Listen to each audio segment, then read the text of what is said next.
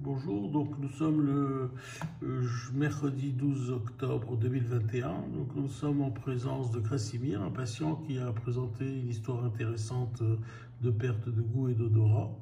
Et je pense que ça peut être utile pour d'autres patients d'écouter cette histoire et de voir comment cela s'est passé.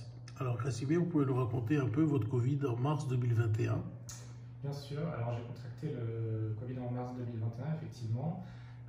J'ai immédiatement perdu le goût et l'odorat pendant un bon mois, je dirais. Et à la fin de ce mois-ci, j'ai retrouvé totalement le goût et l'odorat. Bon, sur la dernière semaine, c'était progressif, hein, mais au final, j'ai tout retrouvé.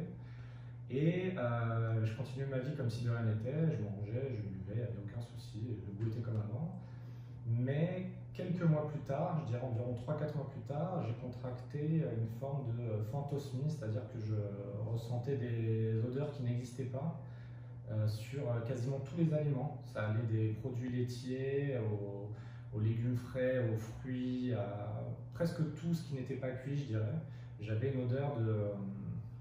alors elle est très difficilement descriptible.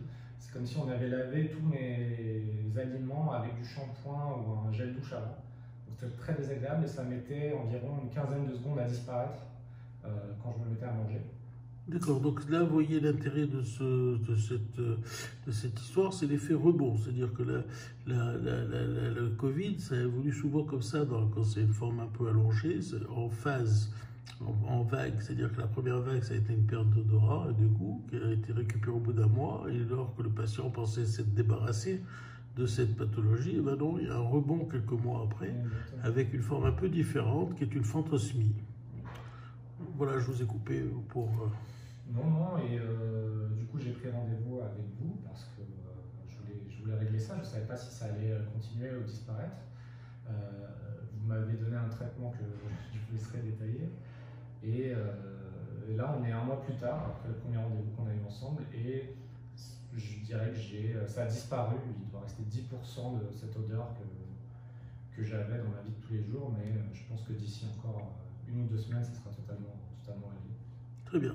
Donc l'intérêt de cette vidéo, c'est de montrer que d'abord, euh, on peut soigner la pathologie de l'anosmie, la gnosie, mais même dans les formes un peu pas spéciales, c'est-à-dire dans les formes de phantosmie, qui ne sont pas des formes classiques, on peut aussi avoir des solutions médicales.